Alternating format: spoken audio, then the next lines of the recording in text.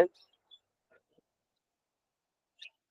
ये क्या होता है, जब हमारी दृष्टि आकाश की तरफ जाती है तो नजर डालते ही दिमाग में एक सवाल पैदा होता है कि नहीं होता है, कि ग्रह नक्षत्र क्या होते हैं। इनमें से कुछ को हम दिन में देखते हैं, सूर्य को आप दिन में देखती हैं, दिखाई देता है ना? हाँ, अरे जी बोलो गुरुदेव। सभी लोग। हाँ, और कुछ को रात में देखते हैं, तो हमारे दिमाग में एक सवाल और पैदा होता है, सारे ग्रह एक साथ काहे नहीं डूब जाते हैं? कुछ दिन में डूब जाते हैं, कुछ रात में डूब जाते हैं, जैसे चंद्रमा और तारा आप नहीं दिखाई दे रहा होगा आकाश में, ठीक है? तो हमारे दिन में हमारे अंदर जो है एक सवाल पैदा होता है कि ये ग्रह एक साथ क्यों नहीं डूब जा रहे हैं, कुछ दिन में दिखाई देते हैं, कुछ रात में छिप जाते हैं, कुछ दिन में छिप जाते हैं।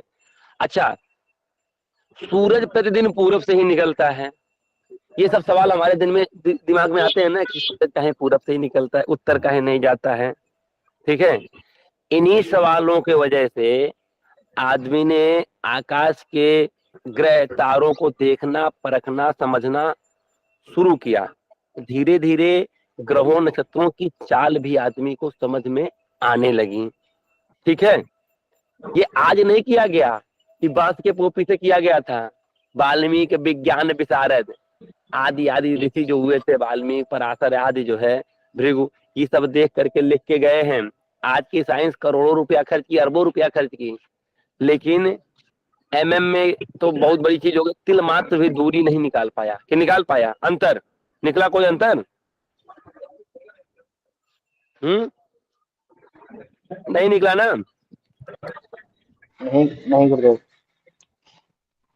अब वह अपने आसपास की घटनाओं का ग्रह नक्षत्रों की गतिविधियों से जोड़ने लगा। आदमी क्या किया, जब इसकी चाल को समझ में आया, ग्रहों की चाल को, तो अपने आसपास की घटनाओं को ग्रह नक्षत्रों से जोड़ने लगा। जैसे दिन के मध्य सूर्य एकदम बीचों बीच आ जाएगा, यानी ठीक 12 बज गया, ठीक है, कितने बजे यहाँ पहुंच जाएगा। ऐसे आसपास की घटनाओं को अपने मध्य में जोड़ने लगा। जैसे पृथ्वी और सूर्य के बीच में चंद्रमा आ जाएगा तो फलाग्रहण लग जाएगा, चंद्रमा और पृथ्वी के बीच में सूर्य आ जाएगा तो फलाग्रहण लग जाएगा, ग्रहण इतने देर रहेगा, इतना देर बाद हट जाएगा। इन सब चीजों को वो जोड़ने लगा, ठीक है? या सूर्य उत्तरायण हो जाएगा, फला राशि में प्रवेश कर जाएगा तो मकर का सूर्य हो जाएगा, तीसरे दिन ये पर्व मना लेते हैं, ठीक? इन सब को जोड़ने लगा। इस तरह एक शास्त्री बन गया, ज्योतिषी जो है एक शास्त्री बन गया, और ज्योतिष जो है एक शास्त्र ही बन गया, जिसमें आज हम ज्योतिष कहते हैं। उस शास्त्र को आज हम लोग ज्योतिष कहते हैं। ज्योतिष शास्त्र की प्रमाणिकता अब आप लोग पूछेंगे कहाँ है, ये इसकी परिभाषा वेदों में है। ज्योतिष का परिभाषा वेदों में है। क्या? ज्योतिषाम सूर्यादि ग्रहाणाम बोधकम शास्त्रम, ठीक है? ज्योतिषाम सूर्यादि ग्रहाणाम बोधकम शास्त्रम। वेद में ऐसा लिखा हुआ है कि ज्योतिष जो होता है, ग्रह, नक्षत्र, धूमकेतु आदि समय का ज्ञान कराने वाले विज्ञान को हम ज्योतिष कहते हैं। अर्थात ज्योति प्रदान करने वाला विज्ञान कह सकते हैं हम इसको। ज्योतिष को ज्योति प्रदान करने वाला विज्ञान कहते हैं। एक तरह से यह रास्ता बतलाने वाला शास्त्र है। ज्योतिष जो है एक रास्ता बतलाने वाला शास्त्र है। कल क्या होगा, परसों क्या होगा, ये ज्योतिषी ही बता सकता है। आखिर पंचांग में लिखा रहता है ना, फला दिन से लेके फला दिन तक बारिश होगा, होता है ना? हाँ, ठीक है। फला तारीख को ग्रहण लगेगा, ये पंचांग से ही तो, ज्योतिष से ही तो निकालते हैं। हाँ, तो ज्योतिषी तो पंचांग बनाते हैं, वो चीजें घटती हैं। तो ये रास्ता बतलाने वाला एक ज्ञान है। जिस शास्त्र से संसार का ज्ञान, जीवन मरण का रहस्य प्रदान होता है, जीवन में सुख दुख के संबंध आदि की ज्योति दिखाई देती है, वही ज्योतिष शास्त्र है, ठीक है? अब ज्योतिष क्या है? खगोल से ज्यादा अध्यात्म का दर्शन कराता है, ठीक है? खगोल से ज्यादा ये अध्यात्म का दर्शन कराता। अब अध्यात्म का दर्शन कैसे हो गया? अब आप लोग कह रहे होंगे कि अभी तक गुरु जी कह रहे थे ग्रहों का और नक्षत्रों का जो है वर्णन करना, गति देखना, तो हो गया खगोल का ज्ञान। लेकिन ये अध्यात्म का ज्ञान कराता है। मानव जीवन में क्या करता है? अध्यात्म का ज्ञान कराता है। क्या कराता है भैया? आपका चंद्रमा पीड़ित है तो आप चंद्रमा का दर्शन किया करिए, एक मोती धारण कर लीजिए और चंद्रमा भगवान शिव पे वास करता है, भगवान शिव की पूजा किया करिए। आपका राहु खराब है भैया, आप बुध को पूजा किया करिए। आपका बृहस्पति खराब है भैया, आप एक काम करिए, सोना धारण कर लीजिए, ओम बिंग बृहस्पति नमः जाप किया करिए, गैया को गुरुवार के दिन गुड़ और चना खिलाइए या केला खिलाया करिए। ऐसा बताता है ना ज्योतिष। हाँ, ठीक है। तो ये क्या करता है? खगोल से ज्यादा अध्यात्म को ध्यान दिलाता है। जैसे भैया आपका अष्टम में राहु है, शनि लग्न को देख रहा है, पूर्ण मार्केट चल रहा है, आप महामृत्युंजय करिए। तो आप महामृत्युंजय करेंगे तो अध्यात्म में आए ना। तो ये खगोल जी मानव जीवन में क्या करता है? खगोल से ज्यादा अध्यात्म और दर्शन शास्त्र के करीब बैठाता है। ठीक है, दार्शनिक बनाता है। ज्योतिषी क्या करता है? कुंडली देख के तो आपके जीवन को बता देता है ना कि आप गवर्नमेंट जॉब पाएंगे, आप नहीं पाएंगे, आपको फला तारीख से लेके फला तारीख तक ये कष्ट रहेगा। ठीक है, तो दर्शन शास्त्र और अध्यात्म शास्त्र की तरफ मानव जीवन में ज्योतिष ज्यादा जाता है। समझ रहे हैं आप लोग या नहीं, ये बताइए पहले। जी गुरु जी समझ रहे हैं, जी गुरु जी समझ रहे हैं, समझ में आ रहा है। हाँ, नहीं तो हम बोलते चले जाए। नहीं, बहुत अच्छे से समझ में आ रहा है। अब भारत में ज्योतिष का उदय, ठीक है, ऐसा माना जाता है कि ज्योतिष का उदय भारत में हुआ। ज्योतिष का उदय और कहीं नहीं हुआ है। कहाँ हुआ? सबसे पहले भारत में हुआ। वो अलग बात है, यहाँ की किताब ले जाकर के अमेरिका रिसर्च कर रही है। ठीक है, अमेरिका में जो वैज्ञानिक है वो भी भारतीय ही तो है। ठीक है, और हमारे भारत का संबंध विदेशों से बहुत पहले से था। महारानी केकई भी तो इटली की थी, ठीक ही नहीं? हाँ, ठीक है। तो भारत का संबंध विदेश से पहले था। तो भारत में भी जितने वैज्ञानिक हो रहे हैं, आधा ज्यादा विदेशी नहीं, तो अपने इंडिया के ही हो रहे हैं। अपने भारतीय ही तो विदेश में जा रहे हैं। जा रहे हैं कि नहीं जा रहे हैं? जी जी जी। तो यही भारतीय ही जाके विदेश में काम कर रहे हैं, क्योंकि हम लोग ईमानदार होते हैं, उसके प्रति निष्ठा से काम करते हैं, चुरा के नहीं लाते हैं, खिलाते हैं। ठीक है, तो भारत में ही ये मान लीजिए आप लोग कंफर्म, ठीक है, कि ज्योतिष का उदय भारत में ही हुआ था। क्योंकि भारतीय ज्योतिष शास्त्र की पृष्ठभूमि जो है, ठीक है, भारतीय ज्योतिष शास्त्र की पृष्ठभूमि जो है 8000 वर्ष से भी अधिक पुरानी है। ठीक है, अब जैसे भारतीय ज्योतिष के प्रमुख कुछ ज्योतिर्विद हुए हैं, ज्योतिषकर्ता, अब उनके जो है कुछ खास ग्रंथ भी हैं। जैसे पराशर मुनि हुए, ये क्या लिखे? पराशर होरा लिखे, बृहद पराशर होरा शास्त्र। ठीक है, वराह मिहिर बृहद संहिता लिखे थे, बृहद जातकम लिखे थे, लघु जातकम लिखे थे। भास्कराचार्य जी, इनका सिद्धांत जो क्या था, शिरोमणि सिद्धांत शिरोमणि, एक किताब लिखे थे ना भास्कराचार्य जी। श्रीधर जी का जातक तिलकम, एक किताब आती है जातक तिलक ज्योतिष की, ये भी 8000 वर्ष पुरानी है। ठीक है, अब आप लोगों को हम ज्योतिष शास्त्र के कुछ और जाने माने ग्रंथ हम आप लोगों को बता रहे हैं। ठीक है, जिनका अध्ययन करने से आप ज्योतिषी बन सकते हैं, जो प्रचलित ग्रंथ हैं, पुराने ग्रंथ हैं, प्राचीन और प्रचलित है, जो आज तक विलुप्त नहीं हुए। बाकी नए नए तमाम आ गए हैं।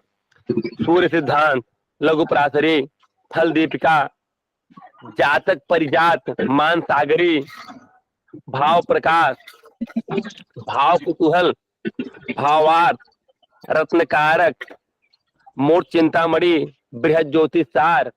ठीक है, अब इधर तो नई नई किताबें आ गई, जैसे भृगु संहिता आ गई, और ये भारतीय ज्योतिष आ गई, सरल ज्योतिष, प्रवेश आ गया, अनेकानेक किताबें आ गई। लेकिन ये जो ऊपर मैंने बताया ये सब पुरानी पुरानी किताबें हैं, ठीक है। अब एक किताब आती है खेत जातकम। अब खेत जातकम रहीम खान खाना, जैसे कुछ लोग कहते हैं ना, अरे मुस्लिम नहीं मानते हैं ज्योतिष, काहे नहीं मानते हैं। सबसे पहला जो एक ज्योतिषी पुराने समय में हुए थे, रहीम खान खाना, जिसको लोग रस खान के नाम से जानते हैं, ठीक है। तो अब ये लिखे हैं कट ज्योतिष, और उनका जो है रहीम खान खाना किताब आती है खेत जातकम के नाम से, खेत जातकम और खेत कौतुकम।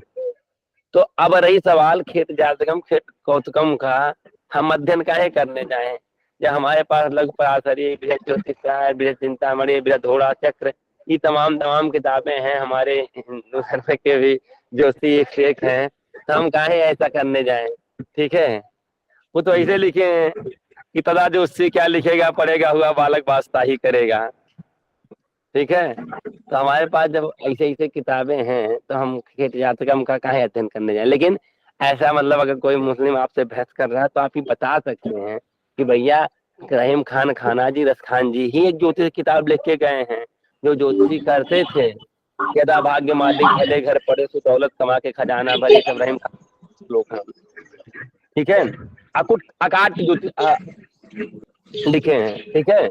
कटु लिखे हैं लेकिन अकाट्य लिखे हैं, ठीक है। हाँ,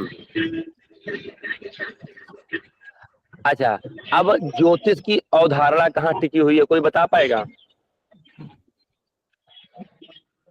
इसमें कोई बताएगा ज्योतिष की अवधारणा कहाँ टिकी हुई है?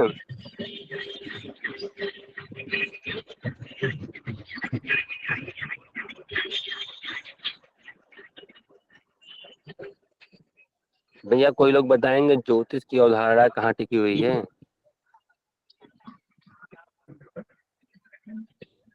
नहीं पता। ये हम लोग जो अध्ययन कर रहे हैं ये भारतीय ज्योतिष है, भारत की ज्योतिष है। तो भारतीय ज्योतिष की अवधारणा मूल रूप से 9 ग्रहों पे टिकी हुई है। इसमें 7 ग्रह, बहुत ध्यान से पढ़िएगा, यही आपके काम में आएगा। इसमें 7 ग्रह मुख्य माने जाते हैं और 2 को छाया ग्रह कहते हैं। अब इन छाया ग्रह कौन होता है? राहु और केतु। आप लोग पेन कापी लिए कि नहीं?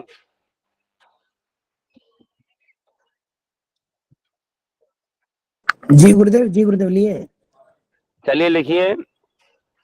ज्योतिष की अवधारणा मूल रूप से 9 ग्रहों पर टिकी हुई है। इसमें 7 ग्रह मुख्य माने जाते हैं, 2 को छाया ग्रह कहते हैं।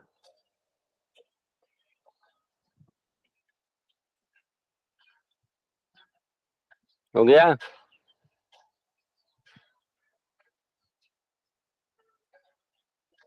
सूर्य राजा है। देखिए ये सब चीजें जो मैं पढ़ा रहा हूँ अपने मन से पढ़ा रहा हूँ, ये सब चीजें खासकर किताबों में आप लोग नहीं पाएंगे जल्दी, क्योंकि कई किताबों को छाट करके हम पढ़ाते हैं। अब आप लोगों के ऊपर है, आप लोग लिखेंगे या नहीं लिखेंगे। चलिए लिखिए। सूर्य राजा है, चंद्रमा मंत्री, बुध मुंशी,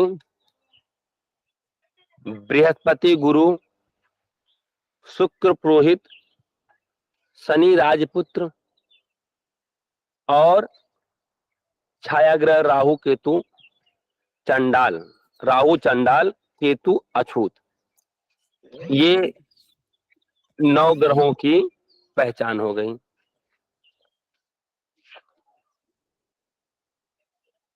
आ गया समझ में? गुरुजी शनि का क्या बताए? र- राजपुत्र। शनि सूर्य का पुत्र है ना? जी हाँ, जी जी जी तो गुरुजी। राजकुमार हो गया ना? जी हाँ। हाँ, राहु चंडाल, केतु अछूत ग्रह। हाँ हाँ। हो गया?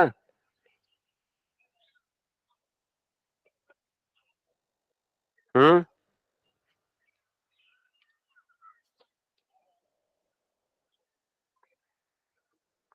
ये 9 ग्रहों के बारे में हो गया। किसी कोई दिक्कत?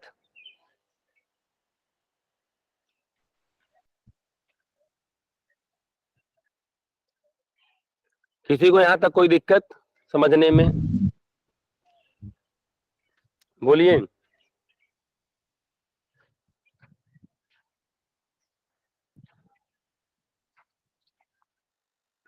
अब देखिए, अब यहाँ फिर समझिएगा, लिखने की आवश्यकता नहीं है। जीवन का मुख्य आधार जो होता है प्रकाश है। जिस दिन इस धरती, देखिए बिना प्रकाश के कुछ होना संभव नहीं है, ठीक है। यही साइंस भी कहती है, ज्योतिष भी कहती है, जीवन का मुख्य आधार क्या? प्रकाश है, ठीक है। जिस दिन इस धरती पर नहीं होगा शायद ही कोई जीवन संभव हो। क्यों होगा संभव? बताइए। अगर प्रकाश नहीं होगा तो कोई जीवन संभव होगा? नहीं होगा। अब प्रकाश जीवन का मुख्य आधार है पूरे संसार का, खाली भारत का नहीं, पूरे वर्ल्ड का। जिस दिन प्रकाश नहीं होगा उस दिन धरती पे जीवन संभव नहीं होगा। ये आप लोग कुछ बोलिए ना, हाँ या ना में। जी गुरुदेव। जी जी गुरुदेव जी। हाँ, और नहीं मजा आता पढ़ाने में। तो इसलिए प्रकाश कहाँ से प्राप्त होता है? सूर्य से। इसलिए सूर्य को क्या मान लिए? राजा। ग्रहों का राजा कौन? सूर्य। यानी कि सूर्य ग्रहों का राजा कहलाता है। क्यों कहलाता है? क्योंकि जीवन का आधार ही प्रकाश है। वह प्रकाश देने की ताकत केवल केवल एक सूर्य में है। नहीं जिसको विश्वास है वो सुबह उठ जाए, दिन भर देखे, रात को भी प्रकाश ले ले, तब जाने। है कि नहीं? जी। तो सूर्य ग्रहों का राजा कहलाता है और उसको आधार मान करके समय की गणना की जाती है। आप लोग भी सूर्य को ही आधार मान के समय की गणना करते हैं ना? जी प्रभु जी। जी। इसलिए राजा को आधार मान करके गणना की जाती है, ठीक है। एते ग्रह बलिष्ठा प्रसूति काले निराम स्वामूर्ति समम कुरेण्यहम नियतम बहवस्थित समागतम मिश्रमम, ठीक है। यानी कि इस श्लोक से क्या जाहिर हो रहा है? सभी ग्रह का प्रकाश और नक्षत्रों का प्रभाव धरती पर रहने वाले सभी जीव जंतु और चीजों पर पड़ता है, चाहे जो ग्रह हो। सबका प्रकाश और सबका प्रभाव धरती पे रहने वाले जीव जंतु पे पड़ता है ना? जी। हाँ? जी जी। अलग अलग जगहों पर ग्रहों की रोशनी का कोण अलग अलग होता है। जैसे देखिए ग्रहण लगता है ना, कभी भारत में दिखाई देता है, कभी भारत में नहीं रहता है। यही से स्पष्ट हो रहा है ना कि हर जगह पे अलग अलग प्रकाश पड़ता है। हाँ? हो रहा कि नहीं? जी। गुरुजी। ऐसे देख लीजिए, गांव में किसी घर पे ज्यादा धूप आता है, किसी घर पे कम धूप आता है ना? हाँ? जी जी। ठीक है।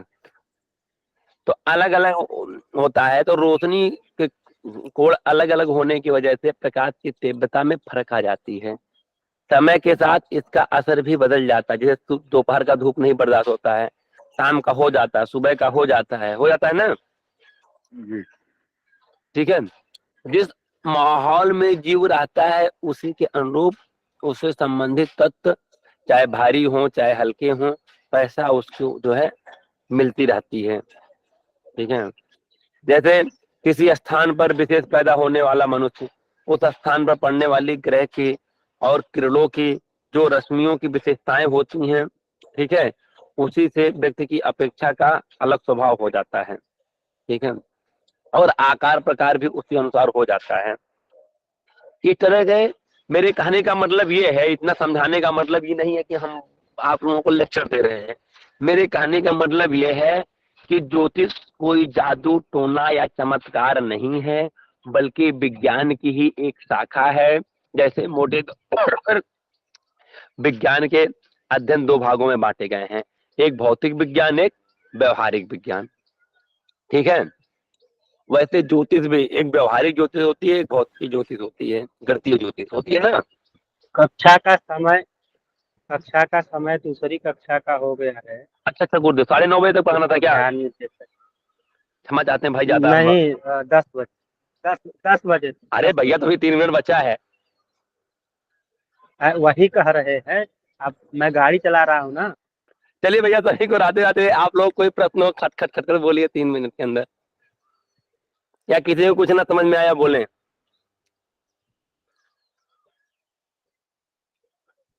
बोलिए, कोई नहीं बोलेगा। गुरुदेव सब बढ़िया पढ़ाया आपने। इसकी रिकॉर्डिंग हो तो बस रिकॉर्डिंग रिकॉर्डिंग तो हो रही है। ये बताइए, क्लास सबको ये समझ में व्यवस्था आया? है, रिकॉर्डिंग हो रही है। जी गुरुजी बहुत अच्छा बता रहे हैं आप। चलिए, धन्यवाद आप लोगों को। किसी को कोई प्रॉब्लम, कहीं डाउट? नहीं गुरुदेव। नहीं प्रॉब्लम है। चलिए, धन्यवाद आप लोगों का। आप लोग समझे अच्छा, शांति बना करके। सबसे अच्छी विशेषता ये है कि आप लोग बहुत शांति बना करके आराम से समझे हैं। नहीं तो हर क्लासरूम में बोलने ज्यादा आप लोग मतलब वो जो पढ़ने वाले छात्र होते हैं वो पूछते ज्यादा हैं। कुछ बोलो तो क्वेश्चन पे क्वेश्चन, तो उसमें पढ़ाने में मजा नहीं आता है। सही कह रहे गुरुदेव, शांति में ही बढ़िया लगता है। इसमें क्या होता है, समझ में आ जाता है। तो सबसे बड़ी प्रसन्नता हमको ये हुई कि आप लोग समझे आराम से, सबको अच्छी लगी क्लास। इसके लिए आप लोगों को धन्यवाद। गुरुदेव आप पढ़ाइए सबको, और सबका माइक म्यूट रहेगा, कोई आपका जवाब नहीं देगा। सब समझेंगे, अपना अपना माइक म्यूट रखेंगे। तो आप नहीं जब बोलेंगे तब कोई बोलेगा। तो देखिए, जो ना समझ में आए वहां पूछना आवश्यक है। वहां हम दूसरा तरीका, तीसरा तरीका लगाएंगे, लेकिन आपको समझाएंगे। जी गुरुदेव। ठीक है? गुरुदेव प्रणाम। हम अभी हैं। हाँ। जय श्री कृष्ण गुरुदेव। बोले गुरुदेव चरण वंदन, गुरुदेव चरण वंदन। एक गुरु मिनट, जी, एक मिनट। जो बात करके बहुत अच्छा लगा। एक जन पूछिए, एक जन। एक जन जो बात सुन ले, पहले बात सुन ले एक बार। आप लोग पहले ही बता दिया जाएगा, अवगत करा दिया जा रहा है कि कक्षा चलने के समय में कृपया आप लोग माइक म्यूट रखें। अगर किसी को क्वेश्चन करना है, कुछ पूछना है, तो आप हैंड राइज करके पूछे, गुरुजी उसका अवश्य उत्तर देंगे। अन्यथा और किसी चीज का बात ना करके कक्षा को डिस्टर्ब ना करें, ये हमारा विशेष कर निवेदन है। और आप सभी जो जुड़े हैं, मैं धनंजय पाठक बोल रहा हूँ कि आप लोग कृपया प्रत्येक दिन कक्षा में